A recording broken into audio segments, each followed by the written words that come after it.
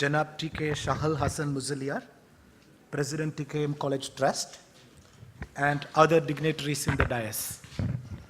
It was Abraham Lincoln who said, the best way to predict your future is to create it.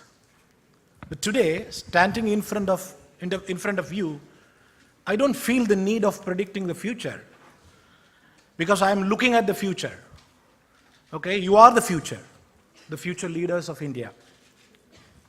Every seed has a tree within it. But to become a tree, a fertile soil is a prerequisite. We all know about it. But is it the only prerequisite? It is the resilience and determination of the seed itself that make it sprout, even in a rocky terrain. You know, just like that, being a leader, I don't think it is an easy ordeal. You want to be a good leader. I'm sure that everybody here wanted to be a good leader. I don't go to the complexity of UCA and all. For me, it is bad times. That's it. You know, I would like to simplify that, right?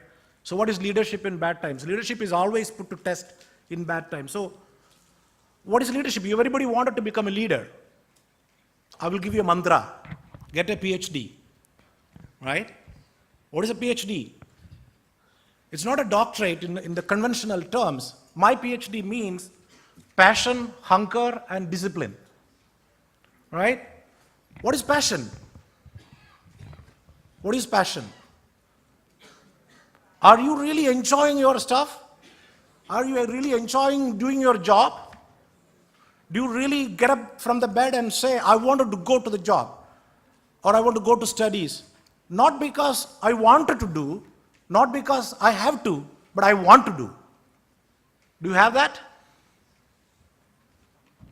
Oh, this response is not good. You really guys want that? Yes. Yeah? Okay, so that's passion, right? You want it, you need to have that passion in you. First of all, you want to become a leader. That is an important prerequisite. Okay, the second one for me is hunger. Do you have a fire in the belly? How intensely you wanted to reach your goal? How intensely you want to go there? Once a young man approached Socrates. You know, Socrates is the guy who is the ultimate of wisdom. And the young man wanted wisdom. Okay? Okay, so you want wisdom, right? Socrates took him to the side of a river, and unexpectedly he put this guy underwater. He held him, you know, his head, the young man's head, underwater for around 2-3 minutes. What will happen? The guy is desperate of breath, right? Air. Okay, 2-3 minutes later, he let him go. And then Socrates asked him, while you were underwater, what is the thing you really, really wanted? He said, I want to breathe. I want some air. I desperately need some air. Right? Okay, so is your quest for wisdom, is that desperate to get that air? Because if you don't get the air, you die. Is the hunger that strong enough? Then you will get wisdom. Right? If you're really hungry, you will get it. So that's my second mantra. The third mantra is discipline. That's very important, right? Because things may not work in our favor every time. I'm sure that people who are, you know, from the corporate world understands this very easily. We will have great plans and all that kind of stuff, but things will never go as per our plan, right? So you need discipline. You need persistence. Have you heard about Chinese bamboo? Yeah, you've seen that, right?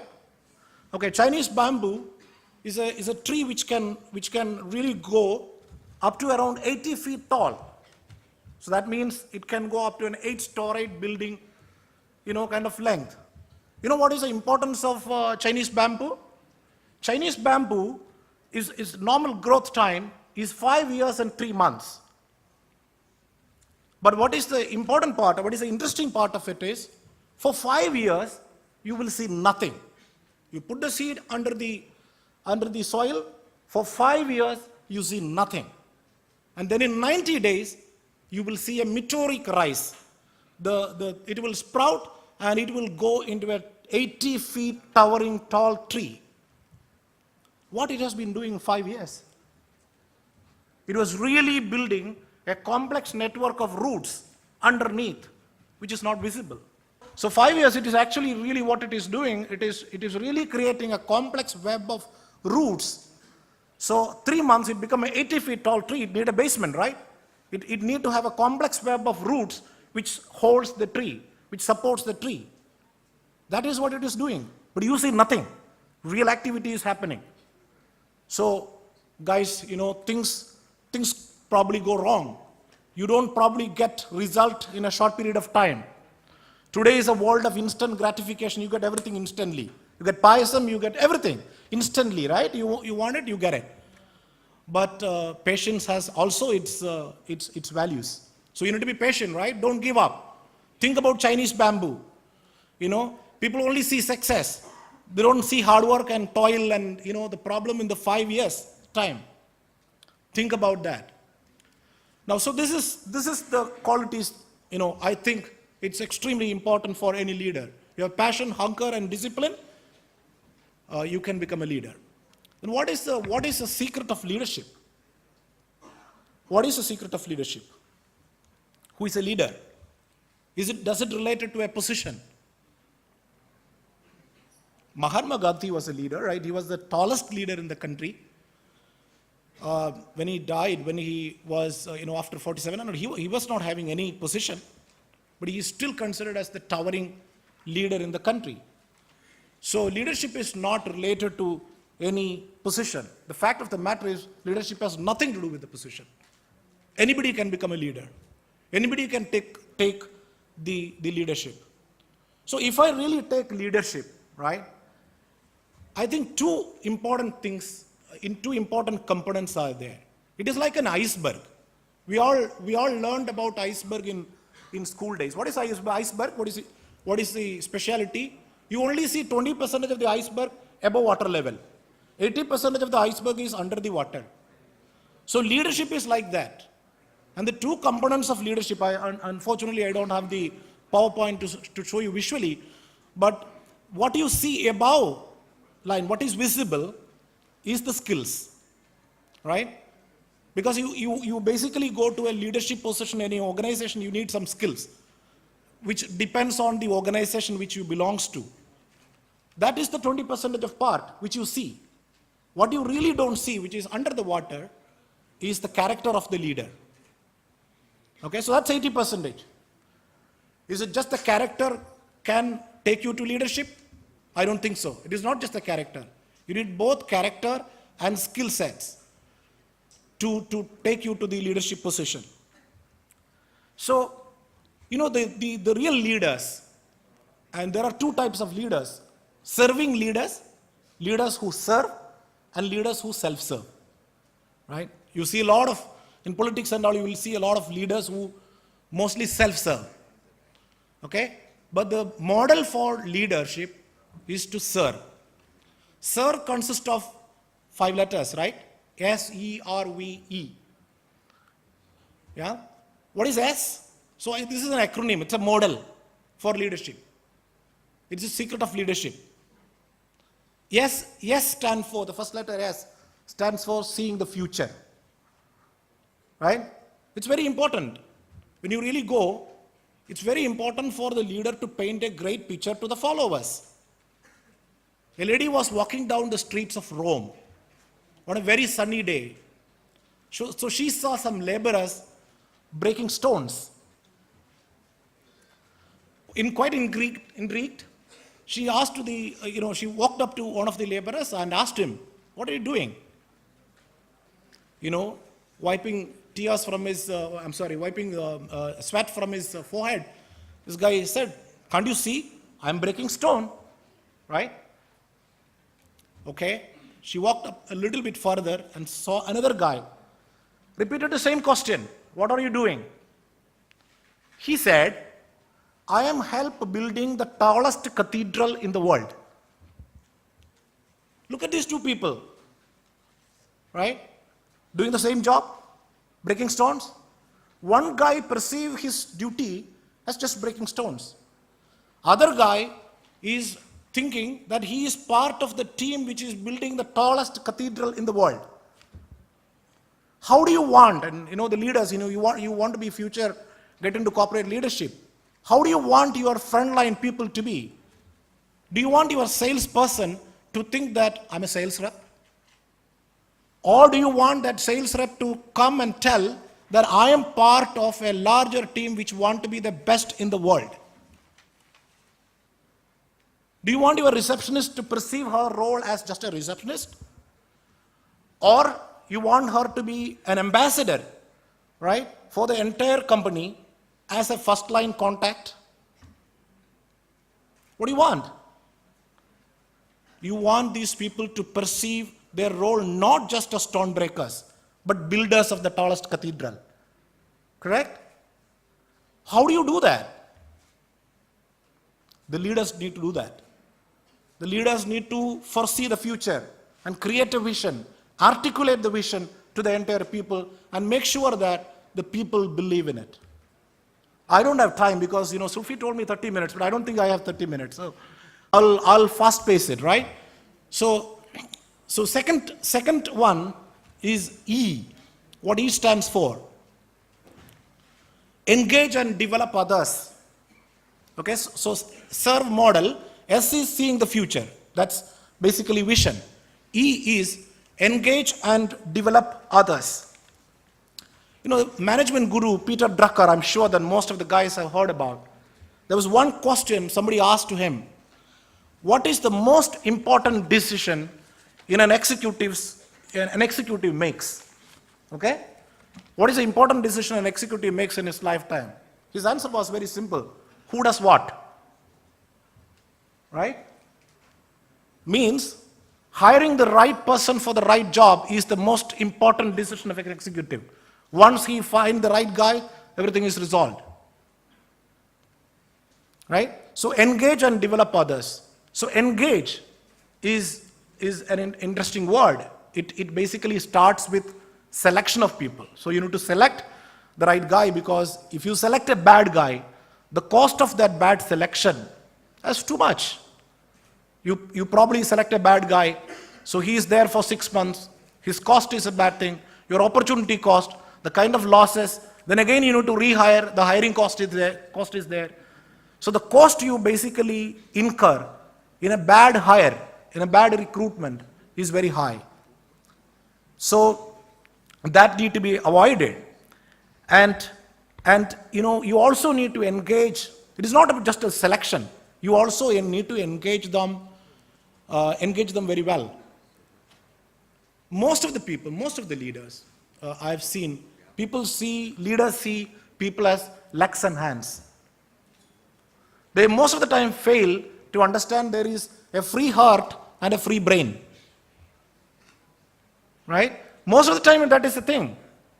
The leaders see people as just legs and hands. They wanted them to do what they suggest, what they dictate. You all heard about Chinese Wall, right? The Great Wall of China. Yeah? It was built between 5th century BC and 16th century AD. Built, rebuilt, too many times they have done.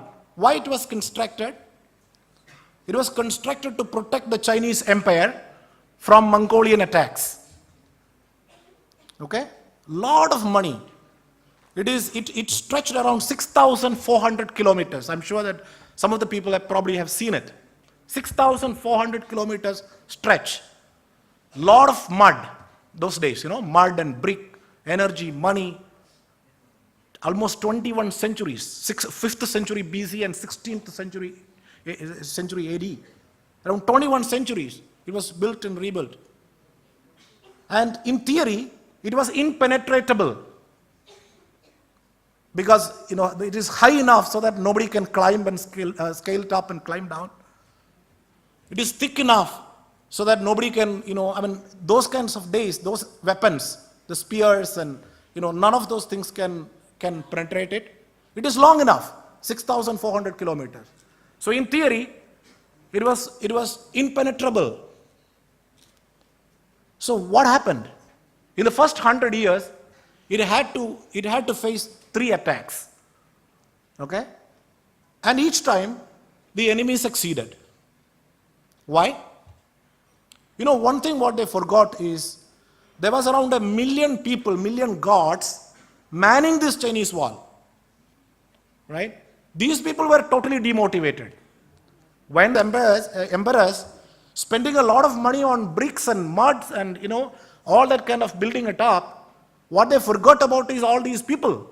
These 1 million guards standing there, they were completely demotivated. They are posted in faraway places, from their home. They thought this is a punishment. So for an enemy to do, it's an easy thing, bribe them. You don't need to break the wall, they will let you in. Right? This is what happened in Chinese wall. Most of our businesses are also like that, guys. They spend a lot of money in plant, machinery, great ambience, this and that, but they don't invest any money in people. No, it's okay, I'm fine. So they don't. It's a loose of thread. I'm sorry about that. So they lose. If you don't invest in people, if you don't engage with them, then there is no point in having a Chinese wall. You can spend money, but the enemies will barge in. Yeah. So the key thing is to make sure that you create engagement. You create loyal followers. You need to make sure that the people follow you. Whatever the cause you are, spearheading, people follow you. Have you seen the movie Spartacus? Yes, right? Spartacus is a very interesting, these historical things, have a lot of management lessons to tell. Spartacus is a guy who basically led the revolution of slaves in Roman Empire. Okay? If you really see the movie, towards the end, there's a very inspiring scene. Very inspiring scene. The Roman military captured all the slaves. Okay? And then they asked all the people, because the Roman military doesn't know who Spartacus is. Okay? So they asked the guys, whoever who can reveal who Spartacus is, I will spare all of the other people's lives. Okay? So suddenly, the real Spartacus stands up and said, I am Spartacus. Because as a leader, he don't want to put other people's lives in trouble, right? But suddenly, unexpectedly, the guy next to him raised his hand and said, I am Spartacus. Suddenly, the next guy and the next, in a few minutes, the entire legion says, I am Spartacus.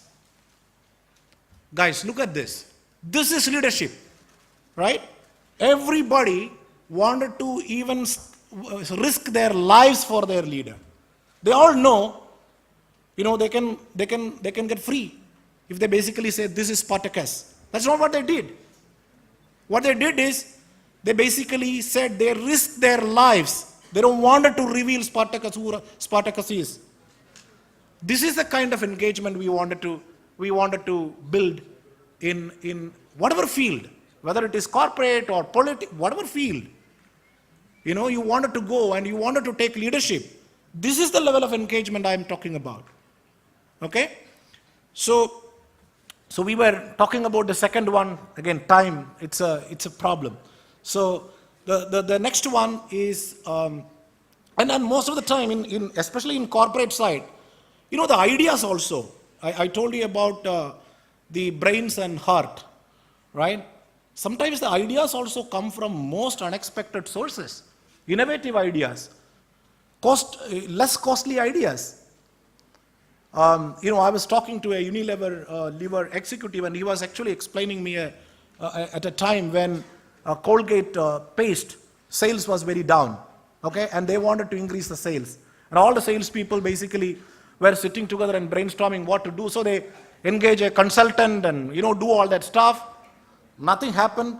One of the guys from the plant basically said, "Why don't you just open up the nozzle of the toothpaste a little bit more, so that when you really squeeze the paste, you get more, so that normally you use it for, let us say, 30 days. So when you do one-time skews, right? Something will come up and you take it, whatever it is. You don't care how much it comes. So the idea was you increase the nozzle a little bit. So instead of 30 days, the paste will be done in 20 days. What will you do when the paste is done? You go and buy another one, right?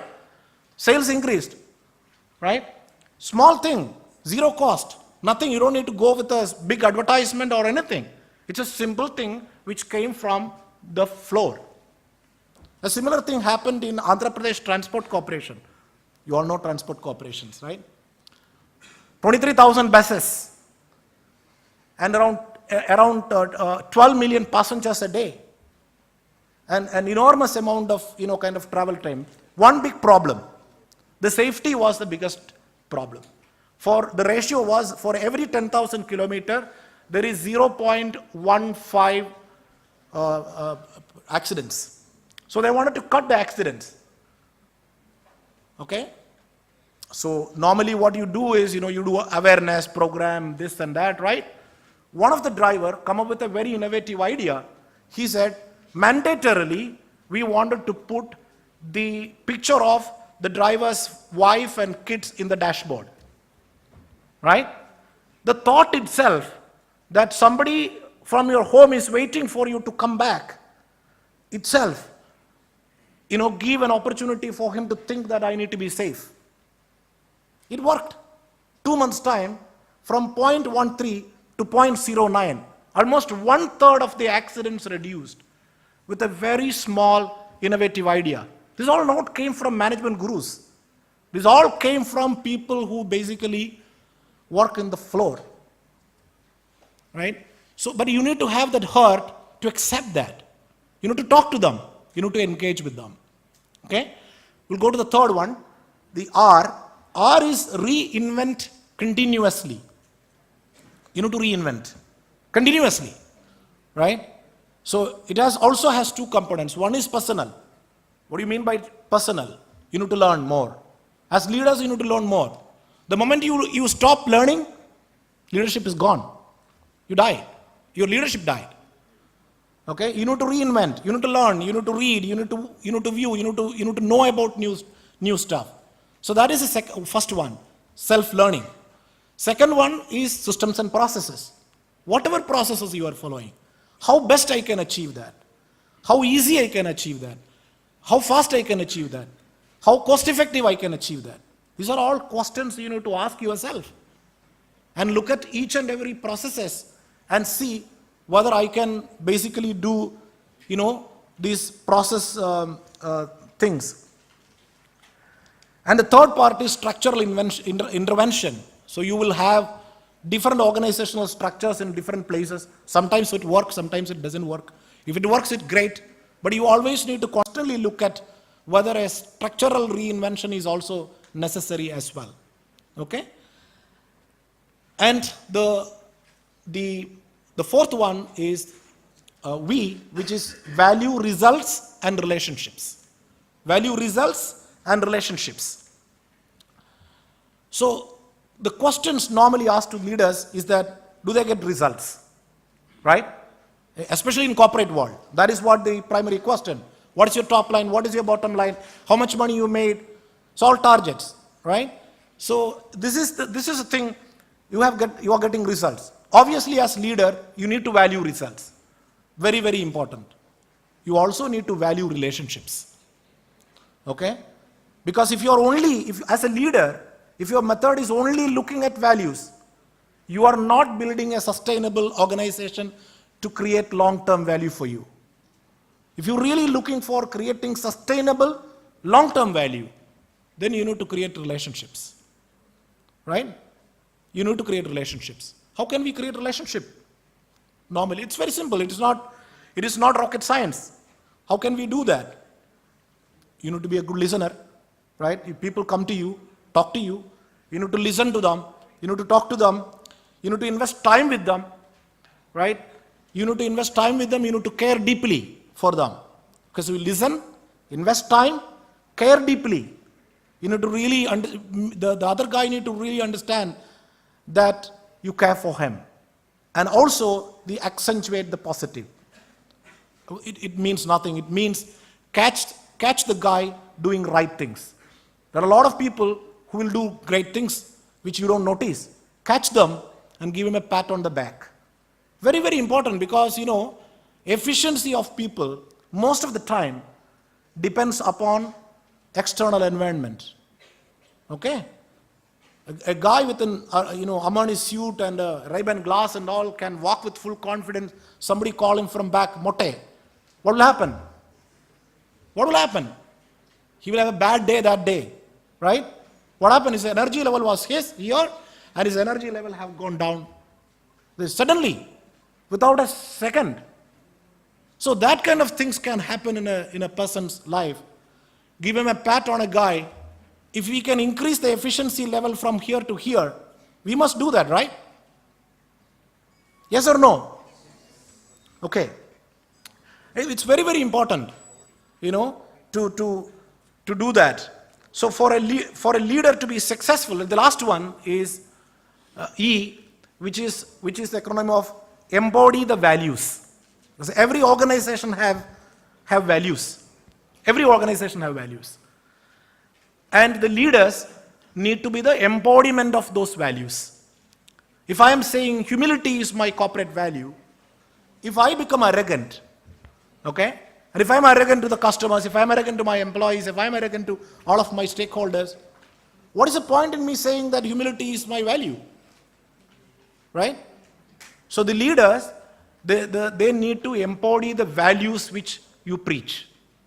So this is what we think the secret of the success. So serve, I'll recap. S is seeing the future.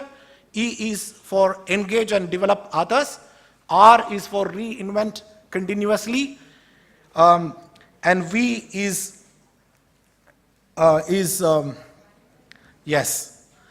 value results and relationships. And then E is embody the values. I wanted to thank the TKM Management Institute people, and especially Dr. Sulfi, to invite me to inaugurate this auspicious event. I declare this event being officially inaugurated. I ardently wish you the most promising future for the leaders who define the face of the future. Thank you very much.